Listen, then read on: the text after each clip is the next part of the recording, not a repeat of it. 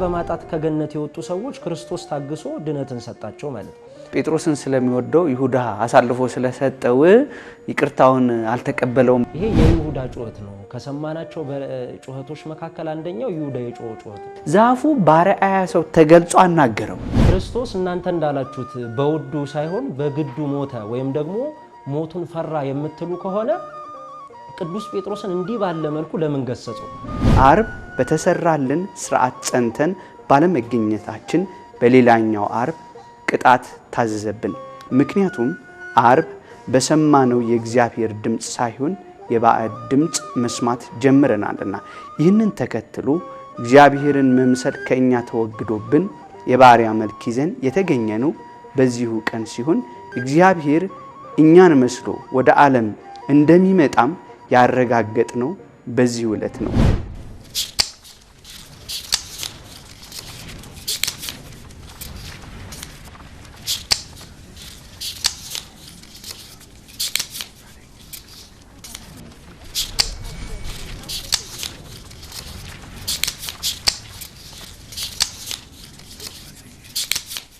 ያው እንግዲህ በሰሞነ ትንሣኤ የስቅለቱን ነገር የዕለተ ዓርብን ሚስጥር ማንሳታችን ትርጉም አለው። ምክንያቱም ስቅለት ሞት ከሌለ ትንሣኤ አይኖርም። በነገራችን ላይ ትንሣኤን በደንብ ከመረዳት በፊት የክርስቶስን መከራ መረዳት ይቀድማል። ምክንያቱም መከራው ለምሳሌ ትንሣኤው በአንድ ቀን ሌሊት የተደረገ ነው። የክርስቶስ መከራ ግን በእድሜው ልክ ነው የተቀበለው ማለት ነው። ገና አገልግሎት ከጀመረ አንስቶ እድሜ ዘመኑን የኖረው ስለ ቤተ ክርስቲያን አሁን በዚህ ከትንሣኤ እስከ ዳግሜ ትንሣኤ ያሉ እያንዳንዱ ቀን ስያሜ ያላቸውና ዕለተ ዓርብ ቅድስት ቤተ ክርስቲያን ይባላል። ቅድስት ቤተ ክርስቲያን የተባለችበት በዕለተ ዓርብ አማናዊቷ ቤተ ክርስቲያን በቀራንዮ አደባባይ የተመሰረተችበት ናትና ስቅለትን ዕለተ ዓርብን ስናስብ በኋላ የሚመጣው ትንሣኤ ነው አይምሯችን ላይ የሚገለጠውና ተያያዥነት አለው ለማለት ነው ሐሳቡ። ሌላው እንግዳው ሌሊት ሚል እኔ በጣም ከመሰጡኝ ነገሮች መካከል አገላለጾች መካከል የመጀመሪያው እንግዳው ሌሊት ነው። ቅድም እንዳልኩ ኦርቶዶክሳዊ መጻሕፍት ሲዘጋጁ በጣም ጥልቀት ባለው ሀተታና ትንታኔ ይዘጋጃሉ። የአጻጻፍ ስልታቸው ደግሞ ሰው በቀላል መንገድ እንዲረዳው የሚያደርግ ነው።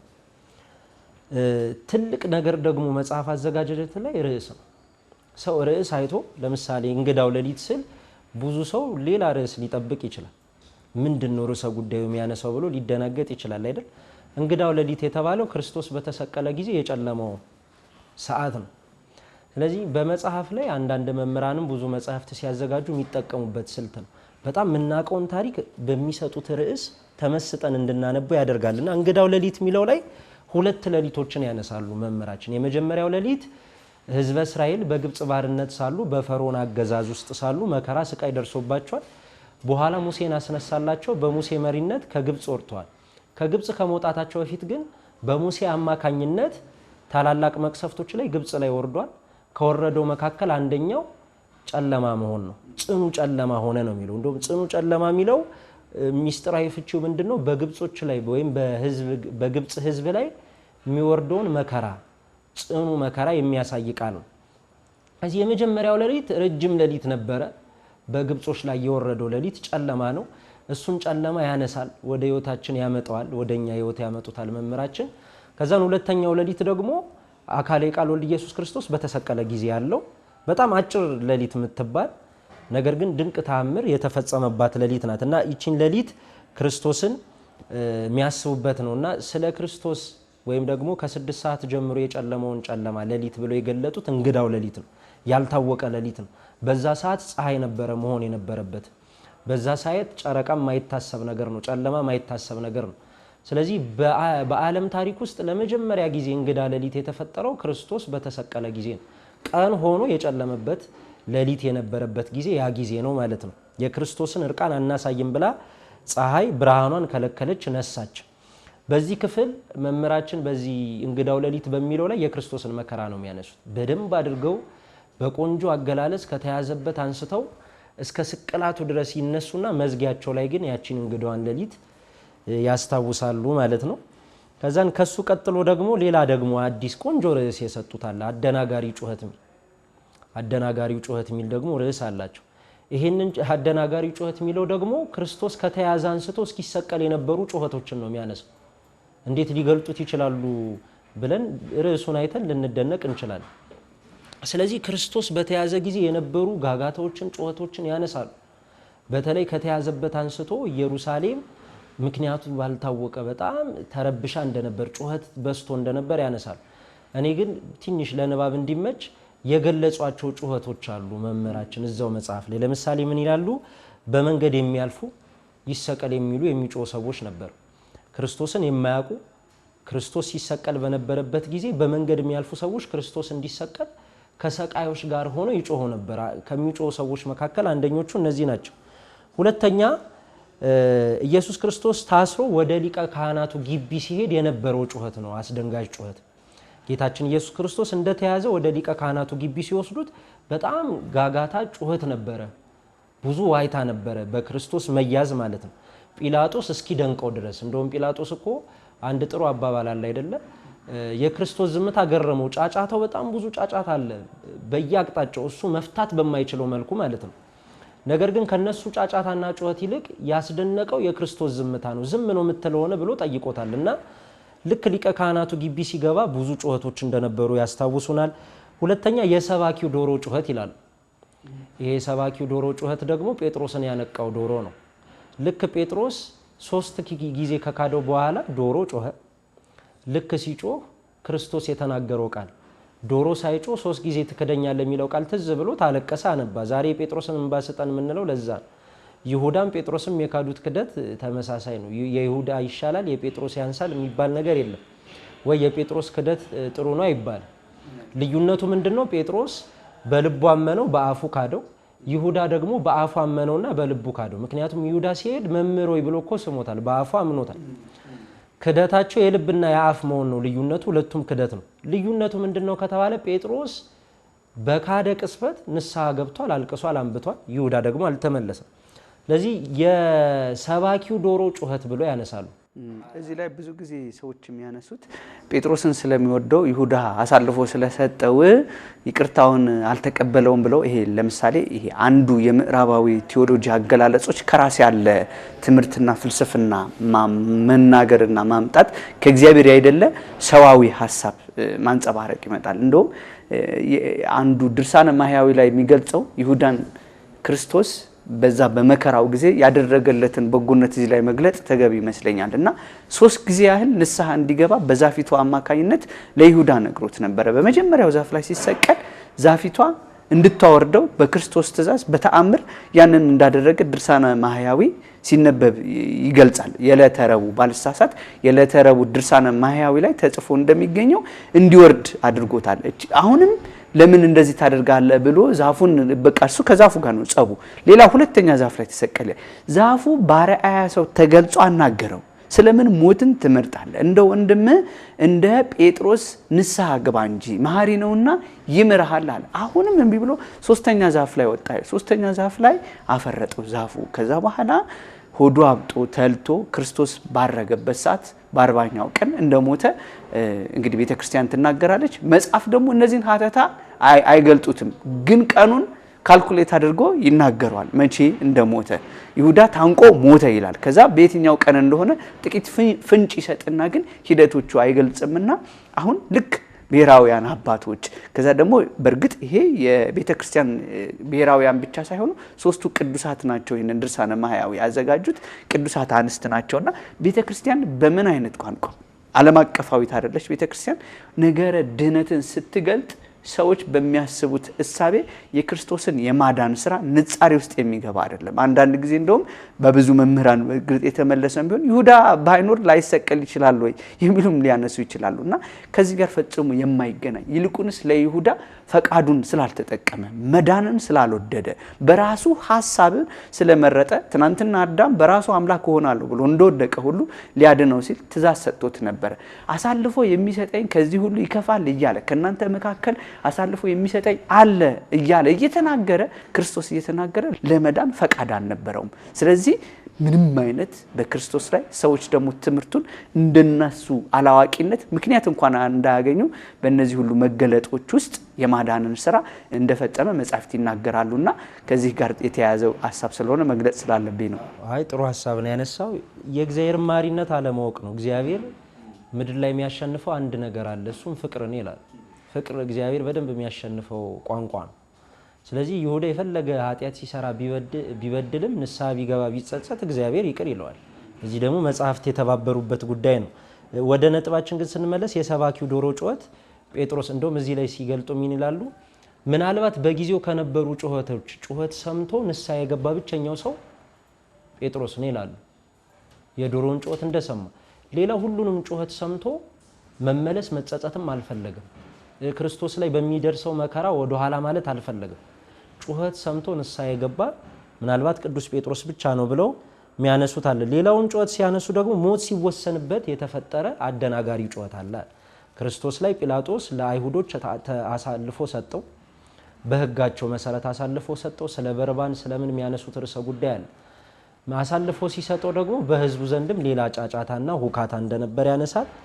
ከዛን ደግሞ የይሁዳን ጩኸት ያነሳል የይሁዳ ጩኸት ምንድነው ክርስቶስ የደረሰበትን መከራ ስቃይ ካየ በኋላ ሄዶ የሰጡትን ገንዘብ መልሶላቸዋል ይላል ገንዘባችሁን እንኩና እሱን እንዲመልሱት ክርስቶስን እንዲፈቱት እንዲለቁት ማለት ነው ከዛም በኋላ በትኖላቸው ሄደ ይላል ይሄ የይሁዳ ጩኸት ነው ከሰማናቸው ጩኸቶች መካከል አንደኛው ይሁዳ የጮኸው ጩኸት ነው ንስሐ አልገባም አልተጸጸተም ነገር ግን ክርስቶስ ላይ በሚደርስበት መከራ እነሱ ጋር ሄዷል ግን መልስ ያላገኘ ጩኸት ይላል ሄዶ ቢጮህም ቢናገርም መልስ አላገኘም ይሁዳ እንደውም ገንዘቡን አልተቀበሉትም አንድ ያድርገዋል አሉት ገንዘቡን በትኖላቸው ሄዷል ነው የመጨረሻው ከአዳም ጀምሮ ለነበሩ ነቢያት ጩኸት መደምደሚያ ይሆን ዘንድ ራሱ የጮኸው ጩኸት ክርስቶስ ቃል በቃል የሚናገሩ ከሱ በፊት የነበሩ የነቢያት ጩኸት መደምደሚያ ይሆን ዘንድ ክርስቶስ ጮኸ ነፍሴን አደራ ብሎ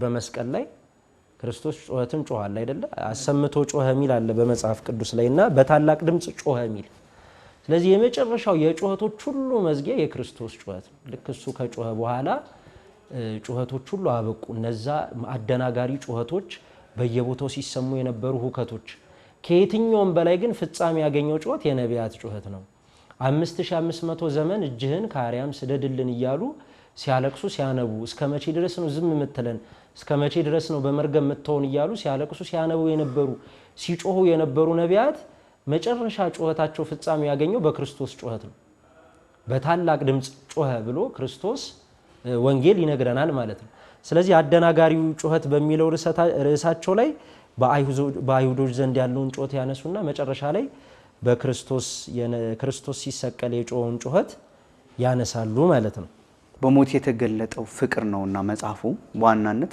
እያንዳንዱ ጥልቅ ምስጢርና ብዙ መብራራትን የሚያስፈልገው መጽሐፍ ነው በነገራችን ላይ ያለማንም አስፈላጊነት ዝም ብለ አንዱን ርዕሰ ጉዳይ ታነበውና ዝም ብለ በውስጥ ባይነ ህሊና ምን ማለት ነው ብለ ስታስብ ምስል ከሳሽ ነው ብለናል ይከስታል ስለዚህ ለሰው ልጆች ሁሉ ክርስቶስ ጌታችን ኢየሱስ ለሰው ልጆች የከፈለውን ቤዛነት ስታስብ አሁን እዚህ ጋር ከጩኸቶቹ መካከል ስታነሳ የሚገልጹት አገላለጽ እጅግ በጣም ልብ ከሚመስጠው መካከል በርባንን ፈቱት በርባን ደስ አለው እነሱ ሞኞች ናቸው ክርስቶስማ ካልተሰቀለ በርባንማ ከተመረጠ ድህነት ዓለም እኮ አይሆንም የበርባንን መሰቀል የበርባንን ሞት ሊሞትለት በሞቱ ሊያጠፋ ነውና የመጣው በርባንማ ይፈታ ዘንድ እውነት አለው ሊታሰርለት ነውና የመጣው ይላሉ አሁን ፍቅሩን ለሰው ልጅ የገለጠውን ያደረገውን በጎነት የሰራውን ስራ ሲገልጹ በዚህ አይነት መልኩ ያመጡታልና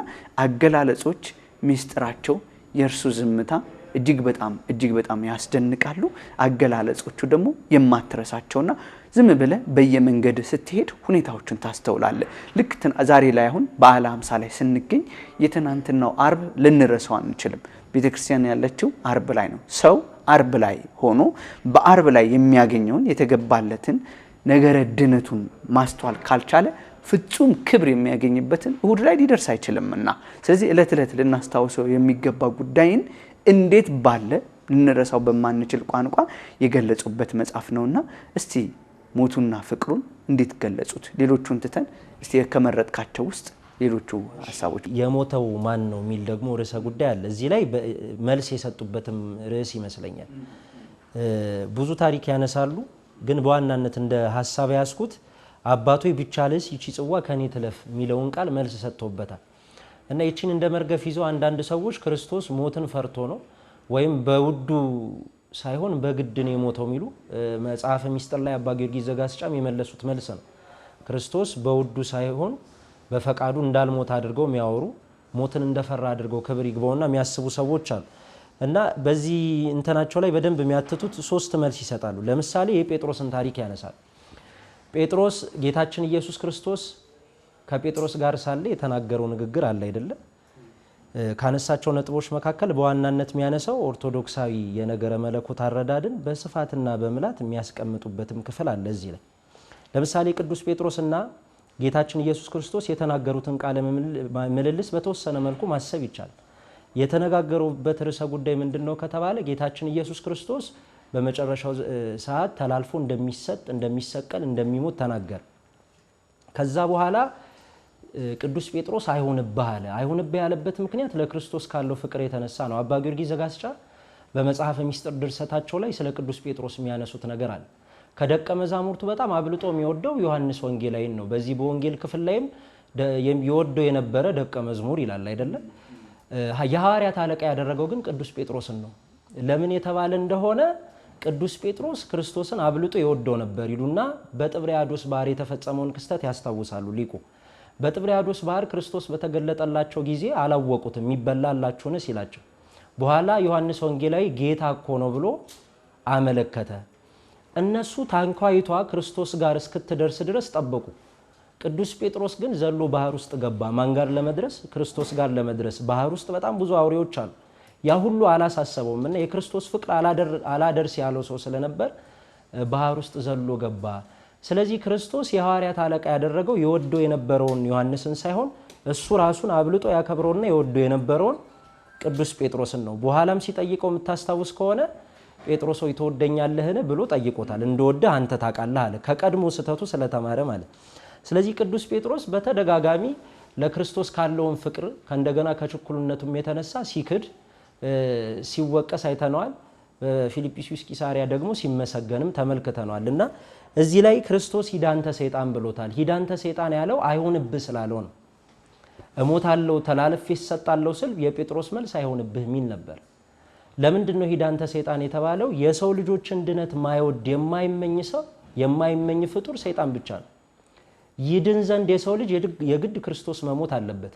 ስለዚህ ቅዱስ ጴጥሮስ ከፍቅር ቀናይነት ተነስቶ አይሆንብህ ያለው ሰይጣን ዲያብሎስ በልቦናው አድሮ ያናገረው ንግግር ነው። ስለዚህ ምን ይሉናል እዚህ መጽሐፋቸው ላይ? ክርስቶስ እናንተ እንዳላችሁት በውዱ ሳይሆን በግዱ ሞተ ወይም ደግሞ ሞቱን ፈራ የምትሉ ከሆነ ቅዱስ ጴጥሮስን እንዲህ ባለ መልኩ ለምን ገሰጸው? አይሆንብህ ሲለው አይሆንብህ ሲለው በዚህ ልክ ለምን ገሰጸው ብለው ይናገራሉ። እዚህ ላይ አንደኛ ምክንያት የሚያነሱት ይሄንን ነው። ሁለተኛ የቅዱስ ቄርሎስን ትምህርት ያነሳሉ። ፍርሃትን ያርቅልን ዘንድ እሱ ፈራ ይላል። ከኛ ለዘመናት ለምሳሌ በ5500 ዘመን ውስጥ ፍዳ፣ ኩነኔ፣ መርገም፣ ድቀት በነበረበት ዘመን ውስጥ ፍርሃት አለ። ምክንያቱም ቅድም እንዳልኩት የአባት ለልጅ እንዲሉ የመጣባቸው መርገም ይዞባቸው የመጣ ፍርሃት አለ። ስለዚህ ከዛ ሁሉ መከራና ስቃይ ውስጥ የተገኘ ፍርሃት አለ። ቅዱስ ቄርሎስ እንደተናገረው የሁላችን ፍርሃት ያርቅልን ዘንድ እርሱ በመስቀል ተሰቅሎ ሙሉ ፍርሃታችንን አራቀ። የጸሎቱ መንስኤም መነሻም ይሄ እንደሆነ ይነግሩናል። የመጨረሻው ደግሞ አዳምና ሔዋን የጌታ ፍቃድን ሳይጠይቁ የኃጢአትን ጽዋ ጠጥተዋል። እንደዚህ ሁሉ ጌታችን ኢየሱስ ክርስቶስ የጌታን ፍቃድ ወይም የጌታ ፍቃድ ይሁን እንጂ የኔ አይሁን ማለትን ሊያስተምረን ስለፈለገ በእያንዳንዱ ህይወታችን የእግዚአብሔር ፍቃድ እንደሚያስፈልግ የጌታ ፍቃድ እንደሚያስፈልግ ሊጠይቀን ይህንን ቃል ተናግሯል ብሎ ያነሱና በዛው ላይ ሞት ወደ ዓለም የገባባቸውን 3 ምክንያቶች ያነሳል። ሞት ወደ ዓለም ገባ ሲባል እነዚህ 3ቱ ነገሮች መሰረታዊ ቁም ነገር ናቸው ብሎ ያነሳሉ። ከዛ ውስጥ መካከል የመጀመሪያው ትዕግስት ማጣት ወይም ችኮላ ነው ይላል። ምክረ ከይሲን የሰማች ሔዋንን ያነሳሉ። እዚህ ጋር ሰይጣን ዲያብሎስ በእባብ ስጋ ተሰውሮ ሔዋን ጋር ሲሄድ ለነገራት ንግግር በችኮላ ያንን ጉዳይ ለመፈጸም ፈለገች ይላል። ስለዚህ ሞት ወደ ሰው ልጆች ህይወት ውስጥ የገባው የመጀመሪያው ትዕግስት በማጣትና በመቸኮል። ትዕግስት በማጣት አዳምና ሔዋን ገነትን ሲያጡ ጌታችን ኢየሱስ ክርስቶስ ደግሞ መከራውን ታግሶ ህይወትን ሰጣቸው፣ ወደ ርስታቸው መለሳቸው። ኦ ትዕግሥት ዘኢከሰተ በአፋሁ የሚለው ለዚህ ነው። ሊቁ እንዴት ያለ ትዕግስት ነው! በአንደበቱ አንዲትም የስድብ ቃል አልተናገረም። ያ ሁሉ መከራ ስቃይ ሲደርስበት፣ ያ ሁሉ እንግልት ሲደርስበት፣ ሲዘባበቱበትና ሲሰድቡበት አንድም ክፉ ቃል አልተናገረም። ስለዚህ ትዕግስት በማጣት ከገነት የወጡ ሰዎች ክርስቶስ ታግሶ ድነትን ሰጣቸው ማለት ነው። ስለዚህ ሞት ወደ ዓለማችን የገባው በችኮላና ትዕግስት በማጣት ነው። ሔዋን ቸኮለች። ልክ ሰይጣን ዲያብሎስ የአምላክነትን ጸጋ ታገኛላችሁ ባላት ቅስፈት ዕፀ በለስን ለመብላት ቸኮለች። ስለዚህ አንደኛው የሞት መግቢያ መንገድ ይሄ ነው ብሎ ይነግሩናል መምህራችን። ሁለተኛው በትዕቢትና ባለመታዘዝ ነው ይላሉ። ከዛን ትዕቢትን ምን ብለው ይጠቅሱታል? በኩረ ኃጢአት ይሉታል። የኃጢአት በኩር ነው። ለምን የተባለ እንደሆነ እግዚአብሔር አምላክ በዕለተ እሑድ መላእክትን ፈጥሮ ተሰወረባቸው ይለናል መጽሐፍ አክሲማሮስ። መኑ ፈጠረነ ማይቴ መጻእነ፣ ማን ፈጠረን ከየት መጣን አሉ። ከሁሉ ከፍ ብሎ የተገኘው ሳጥኔል ነበርና አነ ፈጣሪሆሙ ለእሉ ፍጡራን፣ ለእነዚህ ፍጥረታት እኔ ፈጣሪያቸው ነኝ ብሎ የስተት ቃል ተናገረ።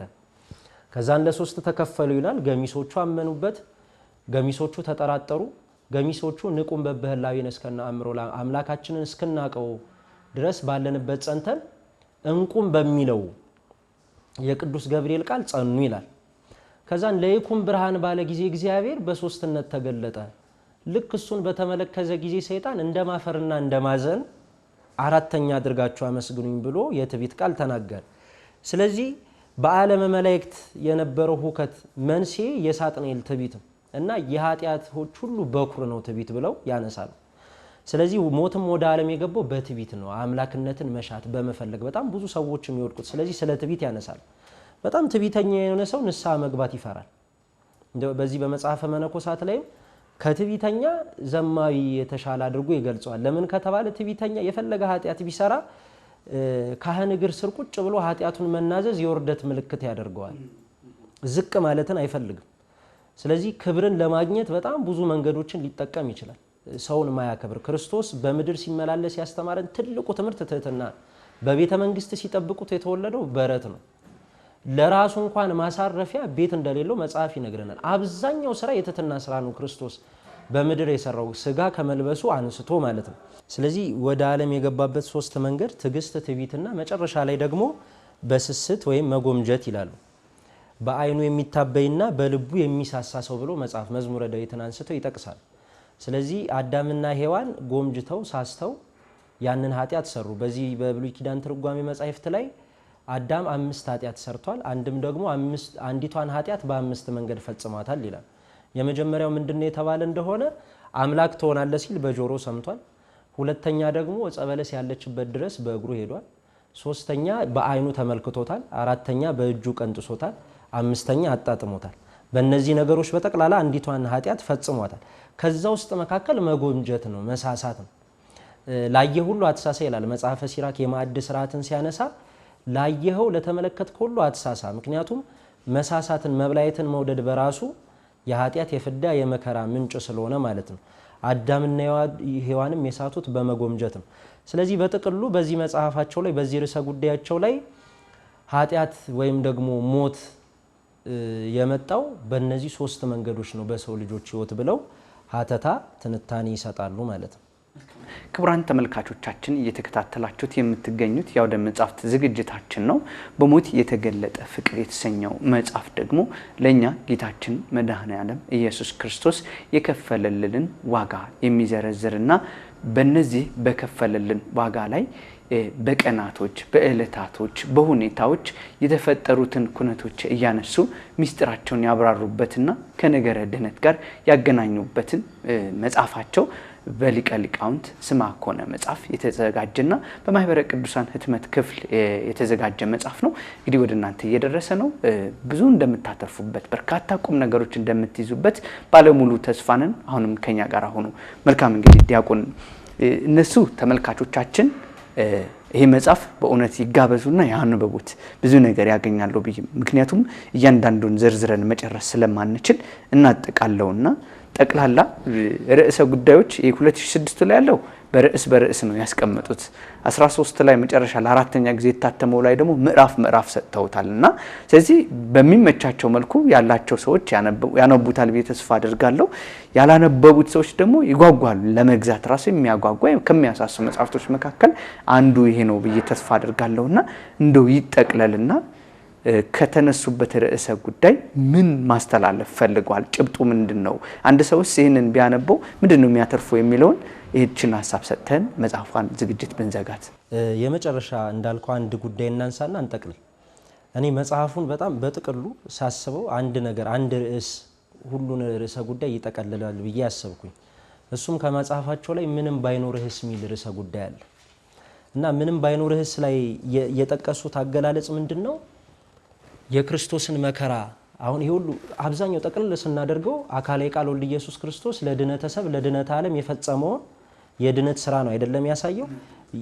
ስናጠበው ነው ማለት ብዙ ርዕሰ ጉዳዮች ቢያነሱ መጨረሻው ፍጻሜው ግን ለሰው ልጆች የተሰራ የድነት ስራ ነው። ስለዚህ ይሄንን የድነት ስራ ስናስብ ስንማርና ስናነብ ልንጠነቅቃቸው የሚገቡ ነገሮችን ምንም ባይኖርህስ የሚለው ርዕሰ ጉዳይ ላይ ይጠቅሱታል። ይሄንን ሲተነትኑ ምን ይላሉ? ለምሳሌ ጌታችን ኢየሱስ ክርስቶስ ላይ በመስቀል ሲሰቀል እርቃኑን የተሰቀለው ልብሱን የሰጣቸው ቁስ ለሚፈልጉ ገንዘብ ለሚወዱ ሰዎች ጥሎላቸው ሄደ። ስለዚህ የክርስቶስን መስቀል ለመሸከም መከራውን ለመሸከም ገንዘብ አያስፈልግህም ነው ሲጠቅሱ። በቃ የሁሉም የክርስቲያን ፍጻሜ የክርስቶስን መከራ የሚያስብ ሰው መስቀሉን ተሸክሞ መሄድ ነው አይደለ? መስቀሉን መሸከም ማለት የክርስቶስ የተቀበለውን መከራ እያሰቡ የመከራው ተካፋይ መሆን ነው። ስለዚህ ምንም ባይኖርህም የክርስቶስ መስቀል ተካፋይ መሆን ትችላለህ። ክርስቶስ ሲሰቀል ልብሱን ሁሉ ቁስ ለሚወዱ ሰዎች ለዓለማዊ ሰዎች ልብሱን ጣለላቸው፣ ተከፋፈሉት። ለአማኞች ደግሞ እሱን ለሚወዱት ደግሞ ራሱን ሰጠ እርቃኑን። ስለዚህ በገንዘብ የሚመጡ ፈተናዎች በነዋይ የሚመጡ ፈተናዎችን አብዝቶ አምልቶ ይጠቅሱና የክርስቶስ መከራ ተካፋይ ለመሆን ምንም ባይኖርህም ራስን አሳልፎ ብቻ መስጠት በቂ እንደሆነ ያነሳል። ሌላው በጥቅሉ የመስቀልን ተሸክሞ መሄድ በዕለተ ዓርብ ትልቅ የተፈጸመልን ነገር ብዙ ሚስጥር ቢፈጸምም ዕለተ ዓርብ ክርስቶስ ድነት ሰርቶ መስቀሉን ተሸክሞ ተሰቅሎ ሞቶ ድል ነስቶ ለሰው ልጆች ፍጹም ድነት ሰጥቷል። ለምሳሌ ጉልላት ላይ ስለሚቀመጠው መስቀል ያነሳሉ። ጉልላት ላይ የሚቀመጠው መስቀል ለውበት አይደለም። ሰዎች እሱን ሲመለከቱ ብዙ ነገር እንዲያስታውሱ ነው። የተከፈለላቸውን ዋጋ እንዲያስቡ መስቀሉን ሲመለከቱ ክርስቶስ ለድነት የሰራውን ስራ እንዲያስታውሱ ነው። እና ጠቅለል አድርገው በእነዚህ ርዕሰ ጉዳዮች የሚጠቀለል ይመስለኛል የመጽሐፉ ርዕስ። እንዳልኩ በዕለተ ዓርብ የተፈጸሙ ክስተቶችን ከብሉያት መጽሐፍት ከብሉያት ታሪክ አንስቶ እስከ አዲስ ኪዳን ታሪኮች እያመሳጠረ የሚያስተምርበት ትምህርት ነው። ለዚህ ጭብጡ ምዕመናን መጽሐፉን ሲያነቡ የሚገርምህ ልክ መዝጊያ ላይ የሚጠቀምባቸው ቦልድ አድርገው የሚጽፏት አጭር ርዕስ አለች። ሰው ወደ ንባብ ወደ ህይወቱ እንዲመልሰው ማለት ነው። ይህንን ሁላ ማድረግ የሚችለው የክርስቶስን ሕማም መከራ ስቅለት የሚያስብ ነውና ሰው ቢያነበው መጽሐፉን እርግጠኛ ነኝ የክርስቶስን መከራ ወይም ደግሞ በሞት የተገለጠውን ፍቅር በደንብ አድርጎ መረዳት ይችላል ብዬ አስባለሁ። መልካም። እዚህ ጋር አሁን ካነሳው ሐሳብ ጋር ይሄ ጠቅላይ ዕለተ ዓርብ ላይ እንዴት ትኩረት አደረጉበት ሲል ለዚህኛው መጽሐፍ 20ኛው ምዕራፍ ላይ ያለውን ገጽ ወደ 145 አካባቢ እንዲህ ብለው ይገልጹታል። ሰው ለመጀመሪያ ጊዜ ድምጽ እግዚአብሔርን የሰማበት ቀኑ ዓርብ ነበር። ያም ድምጽ የውራኬ ድምጽ ነበረ። ሊቀ ነቢያት ሙሴ እንደተናገረው እግዚአብሔርም አዳምና ሔዋንን ባረካቸው። በረከትን እንጂ መርገምን የማይናገረው አምላካችን ኑራችንን ያስጀመረው በበረከታዊ ቃል ነው። ገና መኖር ስንጀምር ያለ እግዚአብሔር በረከት ቃል መኖር የማንችል መሆናችንን ገለጸልን። ከክፉ ስራችን የተነሳ በበረከቱ ስፍራ መርገም እስኪተካ ድረስ በዚያ የበረከት ቃል ለ7 ዓመታት መቆየት ችለን ነበር። በኋላም መርገምን የሰማንበት ቀኑ ያው አልተቀየረም፣ ዓርብ ነው። ዓርብ በተሰራልን ስርዓት ጸንተን ባለመገኘታችን በሌላኛው ዓርብ ቅጣት ታዘዘብን። ምክንያቱም ዓርብ በሰማነው የእግዚአብሔር ድምጽ ሳይሆን የባዕድ ድምጽ መስማት ጀምረናልና ይህንን ተከትሎ እግዚአብሔርን መምሰል ከኛ ተወግዶብን የባሪያ መልክ ይዘን የተገኘነው በዚሁ ቀን ሲሆን እግዚአብሔር እኛን መስሎ ወደ ዓለም እንደሚመጣም ያረጋገጥነው በዚህ ዕለት ነው።